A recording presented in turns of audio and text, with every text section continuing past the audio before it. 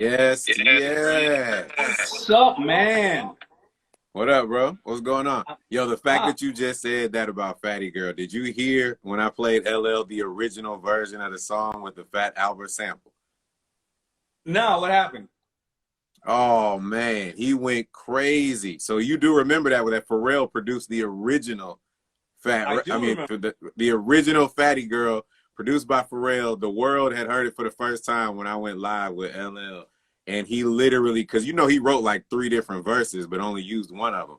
So I played him verses that he hadn't heard in over 15 years, bro. Can you believe that? It was crazy, crazy. I I did not know that. I never knew all that behind the scenes stuff about Fatty Girl, and and then Keith Murray had just came home from jail, and we Yeah. had Keith on there. But I think one of the most memorable times on Fatty Girl was when you and I know it. You were wearing a little gold chain. They were handcuffed. I know where OJ you're going. Simpson. OJ Simpson walks on set, and he's fresh out of jail. Yo, Now I'm fresh wondering out of why is jail. OJ on set? People don't even realize that OJ Simpson was in the Fatty Girl video because they edited him out. Because I don't think I his know I daughter had wanted to him to take him be out. there. So here's what happened. Remember, he goes on set. He goes, I know what those are, and then you give him the handcuff chains. That's right. Then Corinne Steppens, who names herself Superhead, I name her Superhead. Right. She comes and she's dancing with him, and we have it on film. And when I showed it to the networks, they said to me, first of all, you better edit that out because we won't take it. But second of all, you can't play that because Macy's and everybody will drop your clothing line Wow. because I you never knew have this.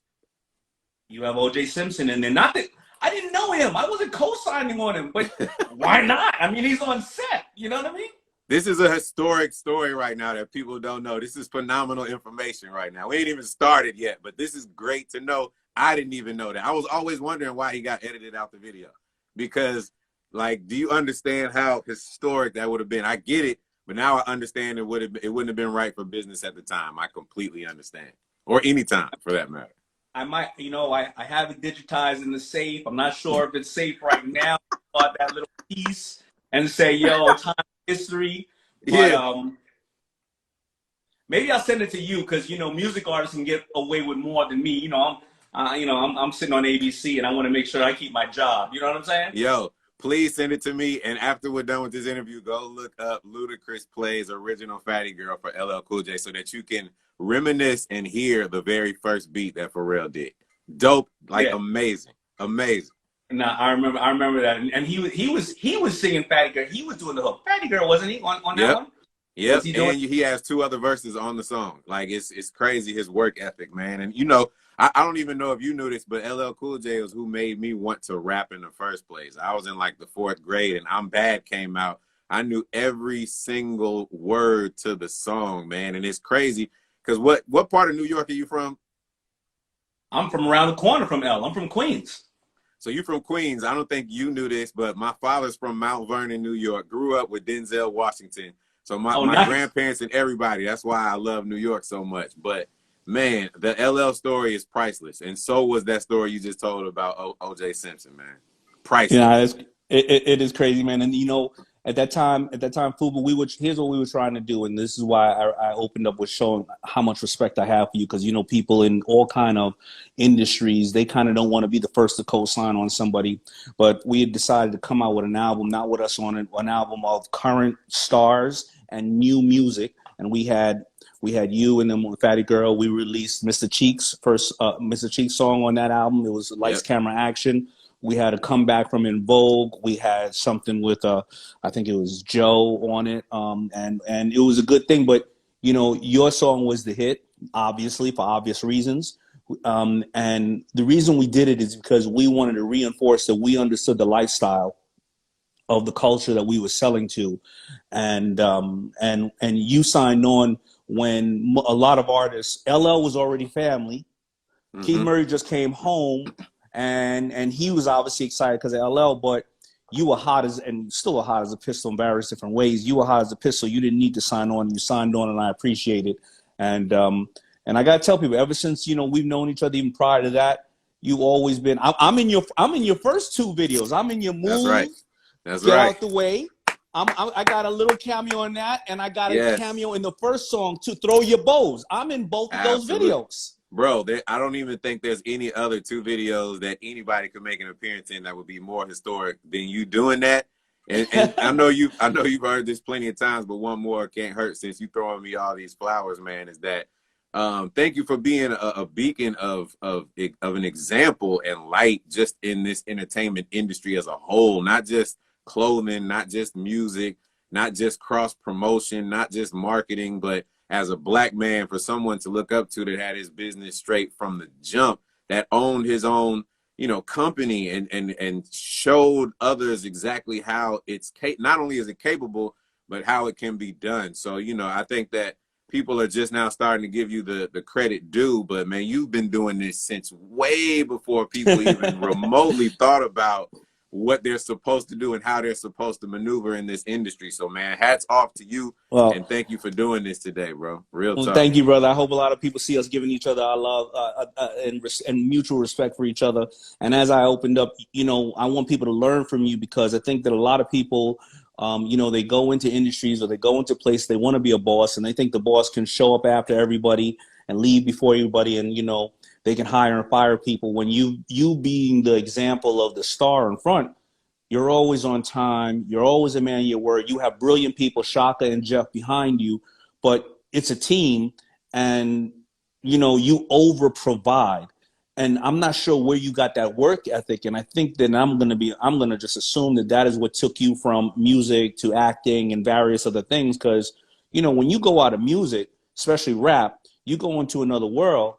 You gotta earn it like you ain't never been in that world before. And they look at you. Sometimes they look at you like, yo, you're gonna come here with too much bull. You're gonna come here with a crew. You're gonna come here smoking weed, because that's what they thought about me. They thought I was gonna walk in a room with baggy jeans on, gold teeth, and a gun and start breakdancing. Yeah. So how did you move from that area of life to Hollywood? Well, man, again, man, the crazy thing about this is I keep giving you flowers, but you're one of the individuals that taught me wherever you're at, as soon as you get there, you need to already start plotting and planning on the next move or where you're going to go from there, because everything is a stepping stone. So I would say, first and foremost, me being at that radio station, I worked at, that you talked about earlier, that was always a means to an end. I only wanted to work at the station in order to get my music heard from all the producers and artists that came there. So I was like, it took me a certain amount of time, but I never wanted to be a radio personality. That was just the stepping stone. And so from there, in terms of me learning how to be on time all the time, if you got a radio shift and you on at 6 p.m. to 10 p.m., you can't be late to be talking to millions of people on the air at a time. So once you do that every single day, it starts registering to you that, like, you get there on time, you leave on time. And that's exactly where I got that work ethic from. In terms of giving back, because today is officially Giving Tuesday. So talking about the foundation and all of that, I learned a lot of that at the radio station as well, because they used to require us to do a certain amount of just giving back every week. So community service. And from there, I saw the impact that I had just being a local celebrity here in Atlanta, Georgia, the impact that it had on kids that I would come visit them. So obviously, as my power and my popularity grew, I just wanted to continue doing it as much as I can, and the influence. So, man, that radio station did wonders for me, bro. Wonders. I think this is the first time that I ever thought about this as well. When I was working at Red Lobster, so obviously you've been on the road. You know from Hollis, Queens. I don't know if they say there's something in the water, but LL Cool J, Salt and Pepper, Ja Rule, Tribe Called Quest, Onyx, Young MC, even Prince Marky D lived there. Lost Boys, Tribe Called Quest. All comes from the same area. And I think that when I was working at Red Lobster, I do remember when I tell the stories about how I got onto all the video sets, it was because, and I just DM'd him the other day. I didn't even know that we remembered each other, but I DM'd Prince Marky D because he used to always come in, Salt and Pepper, LL, and Jam Master Jay. And I used to always ask them, where's their next video? And they were always so kind to me. And I think that as the radio station was a means to another way, that was a means for me getting access to video sets to put my little FUBU shirts in. So when people right now are listening to us and they're at a place and they think that this is a dead-end job or a job that they just doing to pass the time, how can you maximize that place to get, whether it's the understanding of how to be on time and how to operate and pay the bills, because you know what, 3 minutes and 30 seconds, we got to go to this commercial, or to get mentors in there or get access to more information, you know? And I think that that's something we can all learn from.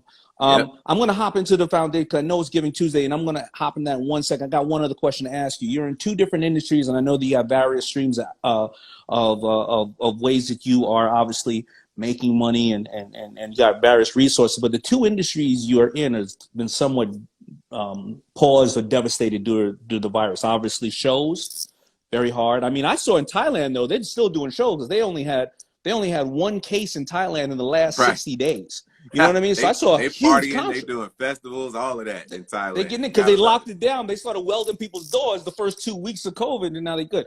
But then also the movie situation, I know there's been a lot of, you know, because of that. How are you finding ways that you're staying either busy or ways to monetize what you do today, right now, in this period of time? Hey man, well, humbly speaking, it doesn't hurt that, you know, I've sold over 20 million records, and then, you know, wrote all of my records and didn't have anybody write them for me, because as we know, publishing and shows are the two main sources of income for artists like myself. But like you just said, the movie industry has gotten pushed back because people aren't in theaters, and we have Fast and Furious, which is a huge theater movie. Yeah. I guess it goes back to everything that's coming full circle about our conversation. 15 years ago, I was already thinking about what's going to happen, you know, when I don't want to rap anymore, when I don't want to be in movies. And so I have two things going. One is called Karma's World, which is an animation that's on Netflix, and it actually comes out November 5th of 2021. And it's inspired by my oldest daughter. And we have 40 episodes that are already completed and done. So that's something that, you know, is humbly speaking, a ownership in the entire world. And I think it's going to shock the world. And then number two, you were just talking about Kid Nation, man. I'm just thinking about legacy, and, you know, throughout all the things that have gone on this year and past years with the struggle of all things, just us. I'm always constantly trying to figure out how to build the new generation and how to get them and make life a little bit better for them. And so this Kid Nation is huge, man. Like, we just launched it. The site is up, kidnation.com, and now the app is up. And you spoke on it earlier about how it's safe for kids, and, you know, emotional intelligence and all these different things. I could talk about it for days, but if people go and look at the content, these are original content, videos and songs, then again, this is something that's in the streaming business, which a time like this, streaming is going up. As we right, and so let's get into that, right? So the desire was obviously you have your 4 babies, and you know, I look at my daughter and I see that she learns a lot from Negan and all these kind of things that she's looking at, all these things, and I'm always worried about her going on to an unsafe platform, because I know that last year there was that whole thing with the little Peppa Pig thing going on, and there was people, you know, hacking it and telling kids, oh, Peppa said go and set the house on fire. Let's see how that goes. Momo right? challenge on YouTube. Yeah, some stuff like that. So tell me, first of all, like, with the concept of it, because how old are your girls now? So I actually have 3 girls. People say 4 because I took in my sister-in-law, who's around the same age as my oldest daughter. So I actually have 3 biological children. The oldest is 19, man, and she just started at Spelman College, which is a beautiful thing because they're virtual, and she's still at home. And so I can keep her off campus, but so the guys can't holler at her currently during the first year as a freshman. I'm very happy about this, by the way. Very good for you. And how old is the youngest? So the youngest is 5. So it probably was, I mean, obviously, you know, this is how I feel. My daughter just graduated from FSU, my middle, and I felt like the tools were not out when she was a kid, and my youngest is 4. And I think that we're probably feeling the same thing, to give her a safe way of learning, but also in little nuggets to get her more advanced. And now with parents being teachers at the same time, which God forbid, you know, these poor parents got to be teachers at the same time. You're saying that this thing right now is something that they can kind of go off on their own and kind of use themselves, or the parents need to use it with them, or both of those things together? Bro, listen, you just said it, man. I think the parents will enjoy it even more than the kids. Kids can be on there by themselves as well. It's just that the parent has to, you know, go through the right steps in order to be okay with the kid being on it by itself. But you know, you talk about, we have songs talking about drinking more water, eating more vegetables, talking about science, talking about getting good grades. But as we know, hip hop and just pop culture in general, anything that's considered as cool to kids, they're going to continue to follow and sing over and over again if it has a great hook or a great message. So just imagine a world where it's like, I'm trying to compete against the present day music industry, but for kids, because you and I both know, because I'm a part of it, I make music for adults. And I don't necessarily want my kids at a certain age to be singing the adult content that I'm singing. So with that being said, how do I provide a world where it's all positive content, but it's just as good and current production So you're and saying, music oh, and wait, wait, melody? wait. So you're saying that one with Shauna or whatever getting some head is not appropriate. Her tonsils were swollen and no. So you're saying you understand. Yes, You understand that. I completely Bad Luda. understand that. Bad Luda. All right, I Yeah. got you. So I'm trying So to, so basically, you know, it's almost like the difference between you see like Eddie Murphy, he had a stand up called Raw, but then he's the voice on Shrek, you know what I'm saying? So it's okay to have balance in life. So this is my offering to the world of trying to create a safe place for kids. It will blow your mind if you go on kidnation.com and check out some of this content. And because now it's like, yeah, go I'm gonna ahead. check it out, man, and I'm gonna promote. I got no, but go ahead. You were saying something else. Go ahead.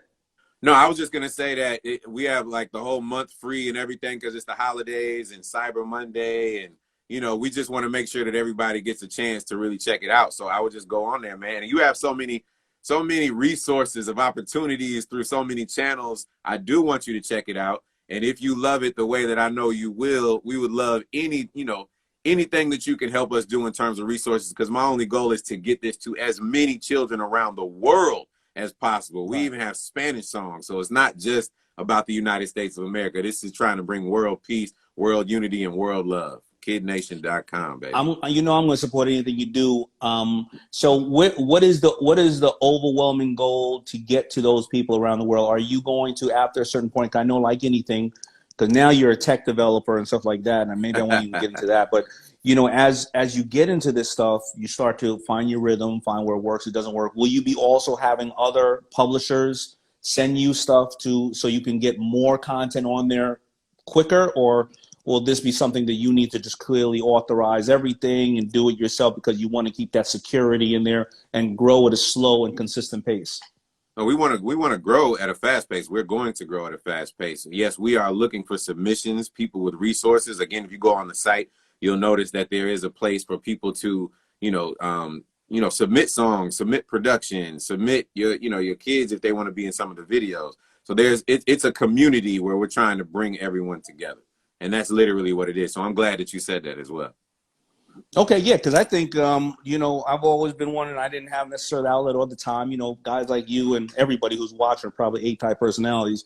You wake up with a damn different idea every morning, and then somebody says, well, how are you going to execute it? But I definitely wanted to do little financial intelligence things at kids at a young age because, the way it is right now is I always tell people, if you're never learned financial intelligence in school and you need to learn it, they need to be teaching it like they teach shop, right? Because, you and I, when we get out of school, we probably ain't going to build no goddamn birdhouse, but we're going to need to be able to balance the checkbook and balance the P&Ls.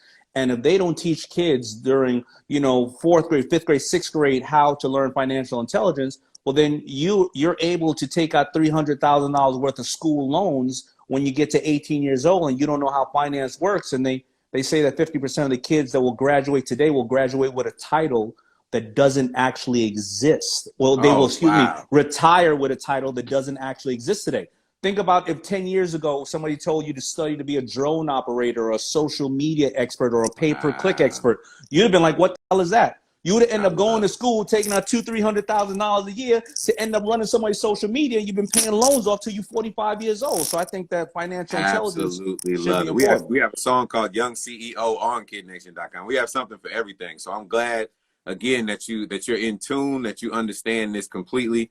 And man, there's nothing that brings my heart more joy than seeing the reaction from the kids. And obviously my kids are the tester group on all of this. So it's already over, 50 videos, over 100 songs, all original content. So listen, man, it's revolutionary. It's edutainment, as we like to call it. Entertainment.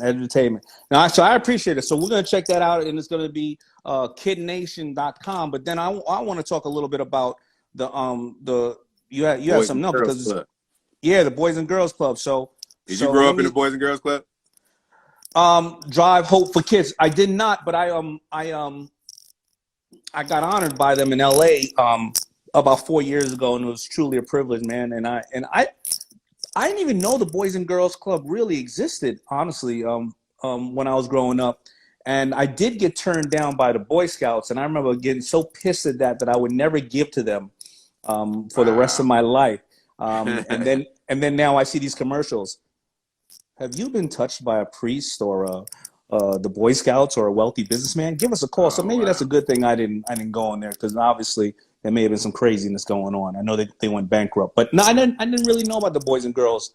Did you go to them? You went to Boys and Girls? So I didn't. I've gone a couple times, but my father and Denzel, they grew up in the Mount Vernon Boys and Girls Club, and obviously this is a place that has so much recreational activities. It keeps a lot of people out of trouble. And right now, that's what we're doing this drive, the campaign for, because Boys and Girls Club helps with families that are underprivileged, like getting them tutoring, helping with education, helping with supplies, all these different things. And so that's part of the reason that we wanted to do this in conjunction with Kid Nation. And we need everybody to go to winanewbronco.com, because we're giving away a 2021 Bronco, which is like an 18-month waiting list on this.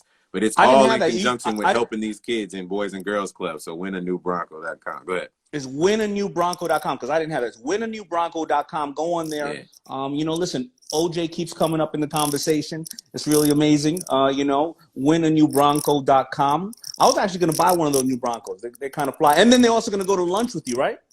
I'm gonna hand the person that wins the keys, obviously, when it's safe enough to do that. And everybody over there at Galpin Ford and Galpin, they're customizing it and everything. So it's one of those situations where if you was gonna buy one, you might just need to sign up for this as well, and you might be the winner. Daymond, I know people will be pissed because you already got a lot, but you might need to go to win a new Bronco. Nah, I wouldn't do that. I like seeing what you and Galpin. I like seeing what you and Galpin are doing, man. That's not my style, but yeah. Absolutely, man. So listen, I'm gonna be checking this out, man. And Thank you, bro. In any words of wisdom on what besides obviously the business of what you're doing, I know that you're giving a lot, and I know that you and I are fortunate, and I'm seeing a lot of people fall by the wayside. And I just want to tell people out there who are watching us both that right now is the best time ever that you will ever get a pass. Be able to go out there and call people and tell people what's going on. You never know. They may want to collaborate with you. Look, Luda and I have known each other for years. I didn't know he was doing this. Now I got to find some resources and or ways to get him content, because if you just check on people, your Rolodex is the biggest asset that you will ever have.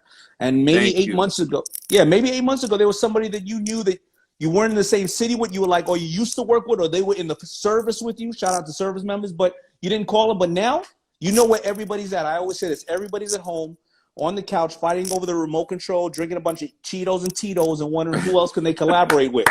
So thank you. Salute. Thank you for the lessons, brother. Absolutely. And just like your television show, another way you can help is we're about to do our first raise as well. So I'm gonna turn this into your TV show in a minute, but just check out the content, man. I greatly appreciate you. Continue to be, set an example and just be an example, man. I can't wait till we can go and have some dinner again and some lunch and build on so many different things on how we're going to change the world, man. Absolutely, brother. Thank you, man. Thank you for giving to people, and thank you for being who you are, and give love to the family and everybody else. Peace and love. If you want another awesome video in our Black Excellence series, check out the video right there next to me. I think you'll enjoy it. Continue to believe, and I'll see you there.